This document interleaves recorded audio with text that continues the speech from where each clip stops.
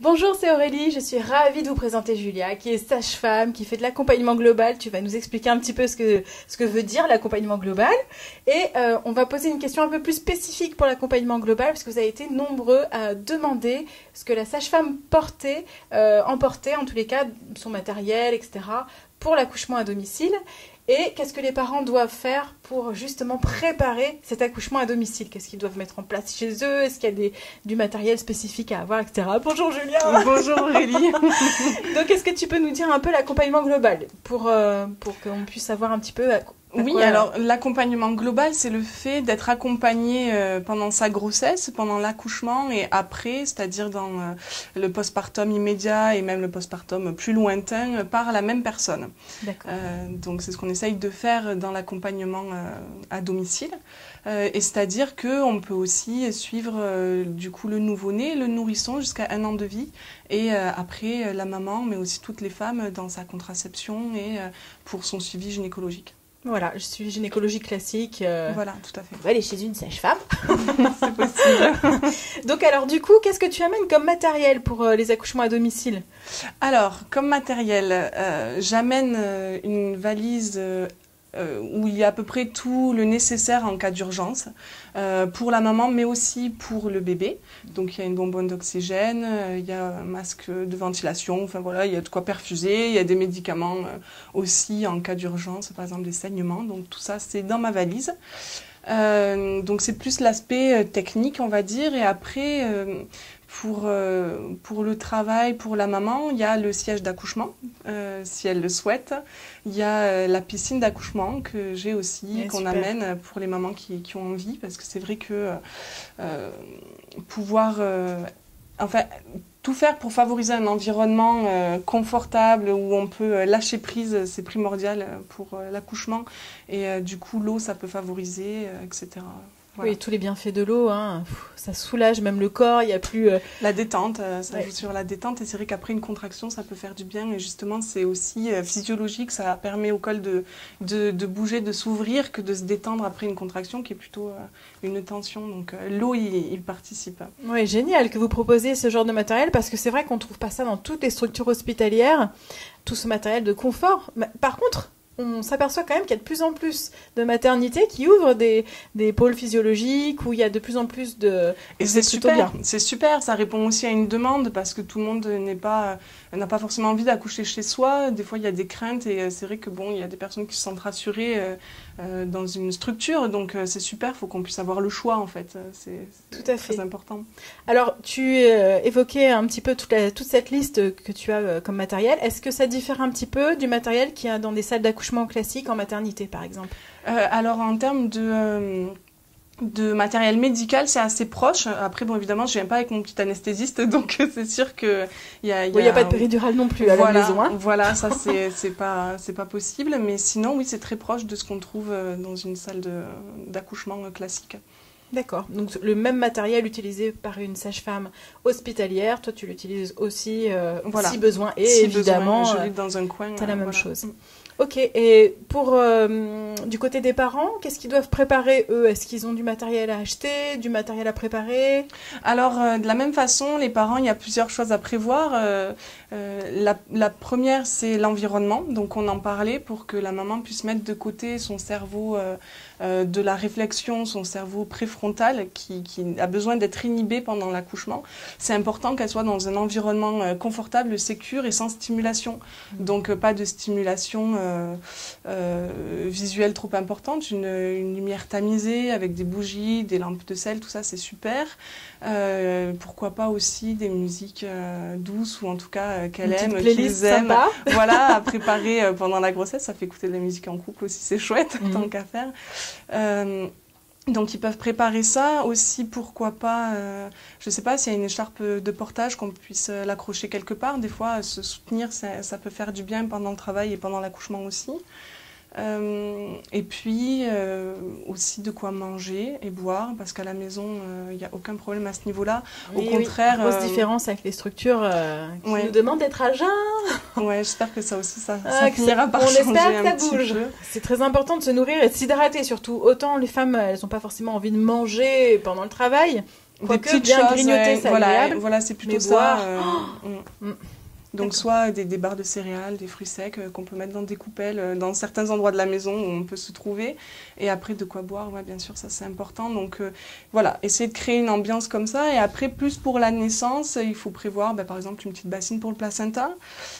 Pour quand le bébé va arriver, un bonnet, une petite couche. La layette, classique, ouais. Des serviettes douces et plutôt sombres de préférence. Le bébé, c'est vrai qu'il arrive avec des sécrétions et puis il est mouillé, faut quand même qu'il soit vite séché pour pas qu'il ait froid. D'ailleurs aussi préparer, il faut bien chauffer la maison pour un accouchement à la maison. On a chaud, tout le monde a chaud, mais le bébé, il faut savoir qu'il sort d'une température de 37 degrés, donc même 24, ça fait quand même une grosse différence pour lui. Donc voilà, il y a tout ça à préparer vraiment pour le moment de la naissance et de l'accouchement. Est-ce que je suis en train de penser, c'est aussi ce que j'indiquais aux parents de prendre par exemple de la teinture mère de calendula, des alaises, oui. Ça peut différer d'une sage-femme à une autre d'ailleurs, parce qu'on n'a pas toute la même liste exactement. Oui, mais celles-ci, c'est vrai qu'elles sont aussi sur les miennes. Donc les alaises, effectivement, d'ailleurs c'est plutôt bien d'en mettre peut-être 2 semaines avant le terme dans son lit, si jamais la poche se rompt, ça évite de baptiser son lit, son matelas. Sinon, les laisser dans un coin, en principe, la sage-femme qui arrive, elle les repère et elle fait suivre, parce que c'est vrai que bon, là on parle de préparer, mais au final c'est jamais comme on l'avait préparé, donc c'est important d'avoir des outils, comme ça permet aussi de lâcher prise, on sait que ça c'est là, et si jamais on peut l'utiliser, si on ne l'utilise pas c'est pas grave, mais voilà, d'avoir un petit peu tous les outils, ça peut aider. Donc quand toi tu arrives à domicile, tu mets tes affaires de côté, tu prépares tout, mais ça reste de côté et normalement c'est pas utilisé. À part le set d'accouchement à proprement parler, chambre stérile. Des pinces clampantes aussi pour le cordon qu'on laisse battre évidemment, mais à un moment donné on finit par... battre les cordons. Voilà, ouais, on laisse battre autant que nécessaire. Et puis quand c'est le moment, on le coupe, donc les ciseaux, les pinces, effectivement. Voilà, après, donc il y a comme tu disais la teinture mère de calendula pour le cordon et aussi diluée dans de l'eau pour le périnée si jamais il y a des petites éraillures, ça aide à la cicatrisation. Ça évite aussi que l'urine brûle si jamais il y a une petite déchirure. D'ailleurs, de la même façon, on a tout ce qu'il faut pour éventuellement faire des sutures s'il y a besoin. C'est assez rare à la maison, mais quand même ça peut arriver, donc on a ce qu'il faut.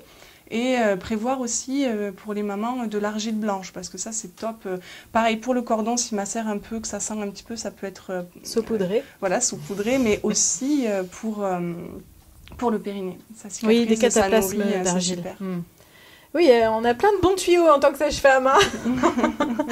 Mais oui, du coup, effectivement, donc tout ce matériel-là qui est nécessaire. Est-ce que ils doivent préparer aussi pour la suite, anticiper pour les suites de couches, entre guillemets, parce que alors tu restes 2 heures après la naissance à peu près. Moi, plutôt 4, mais plutôt 4. Est-ce qu'ils doivent préparer, anticiper au niveau du matériel pour l'après? Après, il faut quand même, voilà, des petites choses, mais en principe, moi, je donne une liste et c'est bien de demander à sa sage-femme qu'elle prévoit cette liste-là, parce qu'il y a aussi, par exemple, des compresses stériles qui peuvent être utiles. Et pour l'après, de quoi habiller le bébé, c'est important, ses couches, etc. Mais il n'y a pas besoin non plus de... beaucoup de matériel au final. Non. Donc on est bien d'accord, pas de distinction finalement entre une salle d'accouchement classique en maternité et le matériel qu'on apporte à domicile, parce que ça reste encore une idée récurrente que la sage-femme qui arrive à la maison à domicile arrive avec une fleur au niveau de l'oreille. J'espère que ça c'est effectivement plus qu'une idée ancienne, parce qu'on voit bien, il y a de plus en plus de reportages, d'émissions, de films qui sont faits autour de la sage-femme qui pratique l'accompagnement global, et on voit bien qu'elle arrive effectivement avec beaucoup de matériel au final. Tout à fait. Toi, ça fait depuis combien de temps que tu exerces l'accompagnement global du coup ? Moi, là, je débute donc depuis 5 mois à peu près. Yeah. Voilà. Une nouvelle sage-femme qui pratique l'accompagnement global. Cool. Ouais. Non, c'était quelque chose qui me tenait à cœur énormément. J'ai fait mes études pour pouvoir faire de l'accompagnement global. Donc, je suis très heureuse d'avoir passé le cap, parce que c'est vrai que quand on travaille en maternité, il y a un certain confort. On a l'impression d'être en sécurité, c'est vrai. Et quand on arrive à la maison, il faut un petit peu défaire tout ça. Refaire confiance à la clinique, aux femmes, et ça fait beaucoup de bien aussi. Oui, ce que tu dis, c'est important du coup, parce qu'effectivement, pendant les études de sage-femme, on est beaucoup axé sur la pathologie, sur ce qui va pas bien et comment faire, etc. Alors que finalement, l'essence même du métier de sage-femme, c'est quand même cette physiologie. Et du coup, on réapprend C'est exactement la ça. physiologie en observant les couples, les mamans qui donnent naissance, et c'est trop merveilleux. Oui, oui, tout à fait. De faire confiance vraiment en la personne et pas en sa machine, en fait. Et ça, c'est hyper important. On a tendance à l'oublier des fois. Être moins interventionniste aussi en tant que sage-femme, c'est vrai qu'à l'hôpital, on intervient tout le temps, alors que là... C'est protocolisé, donc c'est vrai que c'est ça qui est compliqué. Il y a le facteur temps qui est très protocolisé. Il faut que le col bouge régulièrement, si c'est pas le cas, et même que tout le monde va bien. Là, dans ce cas-là, on peut arriver à poser des actes, à rompre une poche, alors que le bébé va bien, la maman va bien, mais pour un peu accélérer les choses. Donc c'est vrai que ça, à la maison, c'est respecter ce temps de la naissance. Voilà. Ouais, qui est différent en fonction de chaque personne. D'accord. En maison de naissance, donc il y a des nouvelles maisons de naissance pilotes. C'est pas des maisons de naissance comme on les entend dans d'autres. Voilà, ça se rapproche plus des pôles physiologiques effectivement parce qu'elles sont pas séparées de la structure hospitalière, mais quand même c'est déjà un premier pas. Et donc ils ont aussi le même matériel que toi, idem que pour les accouchements à domicile. Oui. Tout le monde a le même matériel au final, il y a rien qui change. Oui, et c'est exactement les mêmes situations de transfert, les moments où on doit partir à la maternité quand on est à la maison, c'est les mêmes raisons quand on est en maison de naissance qu'on doit partir, même si c'est une porte qu'on passe pour aller à la maternité, c'est pareil. On est bien d'accord qu'une situation d'urgence, on appelle ça urgence, mais c'est des semi-urgences la plupart du temps. C'est rare quand il y a une vraie urgence à la maison, parce qu'en fait, les femmes sont hyper sélectionnées pour accoucher à la maison, oui. Donc tout le monde ne peut pas accoucher à la maison. Non, déjà, oui, effectivement, il faut qu'on ait une grossesse d'évolution normale. Bon, après, sachant que une pathologie peut survenir et puis être rectifiée.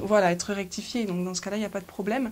Mais c'est évident que, comparé à nos mères sages-femmes d'avant, qui travaillaient des fois, qui avaient des surprises, un enfant qui, par exemple, a une malformation, tout ça, évidemment, que c'est détecté avant. Et par rapport au suivi médical de la grossesse de chaque femme, chaque mois, on peut déceler déjà des problèmes de tension, de diabète, etc. Donc on met beaucoup de personnes, elles vont être référées déjà à ce moment-là. Oui. Donc effectivement, c'est sélectif, ça c'est évident, c'est sélectif. Après du coup, une urgence qui survient pendant l'accouchement, souvent, même pendant le travail, on la voit venir et donc on peut transférer avant que ça dégénère, on anticipe tout à fait. Et si jamais vraiment, comme on disait, le risque zéro n'existe pas, mais qu'on soit à la maison, à l'hôpital, en maison de naissance, c'est pareil. Dans ce cas-là, c'est la valise médicale, je la sors et puis on l'use et puis voilà. Oui, on a tout ce qu'il faut de première urgence, en tous les cas, pour rétablir la situation au mieux, ou en tous les cas la stabiliser, le temps qu'effectivement, si on doit faire une intervention plus importante, anesthésier la maman, etc., que ça soit fait. De toute façon, il y a aussi, quelque part, on s'impose beaucoup de règles aussi quand on est sage-femme libérale en faisant de l'accompagnement global. On s'impose énormément, en fait, de cadres, et on a de rigueur, en fait. La maman ne doit pas être trop loin de l'hôpital, s'il y a une urgence, etc., donc finalement, c'est quand même vachement cadré, hein. Oui, c'est très cadré, c'est obligé, on peut pas faire n'importe quoi, il faut qu'il y ait des limites pour que ça reste physiologique aussi et sécure. C'est hyper important. Et ce qui est top, je rajoute, mais je suis passionnée comme toi, c'est que justement, on peut préserver cette physiologie pendant la grossesse parce qu'on est à même de voir à quel moment ça peut bifurquer, à quel moment on peut passer. Et le fait d'avoir justement cette vision globale, de connaître les parents, de connaître la maman, de connaître son histoire, et bien parfois, on arrive à justement à être la gardienne de l'autocie, gardienne de cette physiologie. Et c'est génial, je veux dire, cet accompagnement global devrait être accessible à tous, même pour un accouchement en structure. Ce serait génial que les équipes, bon c'est compliqué, ça demande vraiment une grosse organisation, mais arrivent à mettre en place des plannings qui permettent justement que 2-3 sages-femmes suivent des patientes qu'elles revoient chaque mois et que ce soit toujours les mêmes interlocuteurs. Ça, ce serait top, même en structure, et pourquoi pas. Je sais que ça se fait dans certaines maternités, notamment à Strasbourg, il me semble, ça a été mis en place pour répondre à aussi une demande des parents, et je pense que c'est de là que ça doit aussi venir, que ce soit une demande des parents, parce que voilà, il y a beaucoup de médicalisation, que des fois on a l'impression de manquer d'accompagnement, et c'est difficile pour les parents, c'est difficile pour les professionnels aussi, évidemment, hein, et voilà, donc c'est bien que ça soit mis en place en structure aussi, parce que tout le monde n'accouchera pas à la maison, et c'est dommage que les personnes qui ne peuvent pas y accoucher pas de cette prise en charge, accompagnement. Voilà. Prise en charge, ça c'est C'est l'ancien vocabulaire là du coup quand même, parce qu'ils sont acteurs de ce qui se passe effectivement. Voilà. Génial, je te remercie d'augmenter le nombre de sages-femmes qui pratiquent des accompagnements globaux et des accouchements à domicile, parce que je trouve que c'est trop important que les femmes aient le choix, même si vous ne souhaitez pas accoucher à domicile, c'est important qu'il y ait le choix. Tout à fait. Je t'en remercie beaucoup. Je t'en prie, merci à toi. À bientôt, au revoir. Au revoir. Au revoir.